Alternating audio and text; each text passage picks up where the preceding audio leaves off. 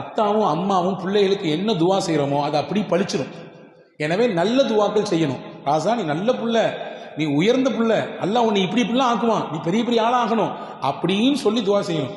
நீ உருப்புறியா, நீ உருப்புற மாதிரியே தெரிஞ்ச உன் முகத்தை பார்த்தா நீலாம் உருப்ப மாட்டேயா, நீ இப்படிதான் அம்பா போயிடுவேன் அப்படின்னு சொல்லி ஒரு விதமாக அவனை தாழ்வு மனப்பான்மைக்கு ஏற்படுத்தக்கூடிய ரீதியில் பேசவே கூடாது. இன்னைக்கு பாருங்க, இன்னைக்கு உலகமே ஒருவருடைய குரலுக்கு மயங்கி சொக்கி இருக்கிறது. யாருடைய குரல் சொல்லுங்க பார்ப்போம். திருக்குரான் ஓதினால் அப்படியே அவருடைய குரலிலே லயித்து போகிறோம். மக்காவினுடைய தலைமை இமாம் ஷேக் அப்துல் ரஹ்மான் அசுதைஸ் இன்னைக்கு கூட மக்கால இன்னைக்கு கரண்ட்ல தொழு வச்சுட்டு இருக்காரு தராவி. மிகப்பெரிய இமாம். அவர் இமாம் மட்டுமல்ல, சவுதி அரேபியாவுடைய ஒரு முக்கியமான அமைச்சர். அவர் அமைச்சர். ஹரமினுடைய எக்ஸ்டென்ஷன் இருக்கு இல்லையா, ஹரம் விரிவாக்கம் பண்றாங்க, அந்த விரிவாக்க பணியினுடைய குழுவின் தலைவர் அவர். நான் எதுக்கு சொல்ல வர செய்தியை சொல்றேன் கேளுங்க. அவர் ஒரு நாள் மக்காவிலே பயான் பேசுகிறார், மக்களுக்கு மத்தியிலே உரையாற்றி கொண்டிருக்கிறார். அப்போ ஒரு கதை சொல்றாரு. என்ன கதை அப்படின்னா, ஒரு ஊர்ல ஒரு பையன் இருந்தான், சின்ன பையன். சின்ன பிள்ளைன்னா எப்போதுமே சேட்டை பண்ணுவோம், அதே மாதிரி அவனும் சேட்டை நிறைய பண்ணுவான்.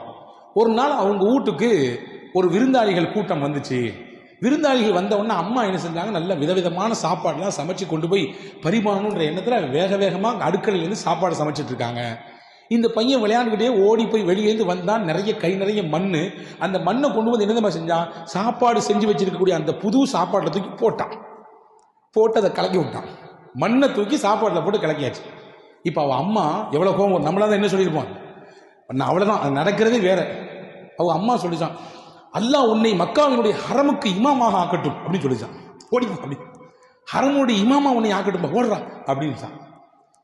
இந்த செய்தியை சொல்லிட்டு இமாம் அப்படியே தேம்பி தேம்பி அழுகுறாங்க. யாரு? சுதேசி இமாம். அன்பர்களே, நான் உங்களுக்கு ஒரு கதை சொன்னேன். அந்த கதையிலே வந்த சிறுவன் மண்ணை அள்ளி சாப்பாட்டில் போட்டானே, அந்த சிறுவன் வேற யாரும் இல்லை, நான் தான் என்றான். நான் தான் தூக்கி போட்டேன். எங்க அம்மா தான் சொன்னாங்க, நீ மக்காவுடைய ஹரமினுடைய இமாமா உண்டு. அல்லாஹ் அந்த துவாவை அல்லாஹ் கபூலாக்கி விட்டான். இன்னைக்கு நான் ஹரம் ஷரீஃபினுடைய இமாமாக இருக்கிறேன் என்று சொன்ன செய்தி சமீபத்தில் நிறைய வாட்ஸ்அப் குழுக்கெல்லாம் இது பரவச்சு. நான் பார்த்துருப்பீங்க, படிச்சிருப்பீங்க. அன்பர்களே, பெற்றோர்கள் கேட்கக்கூடிய துவா அது வாழ்க்கையில் பலிக்கும்.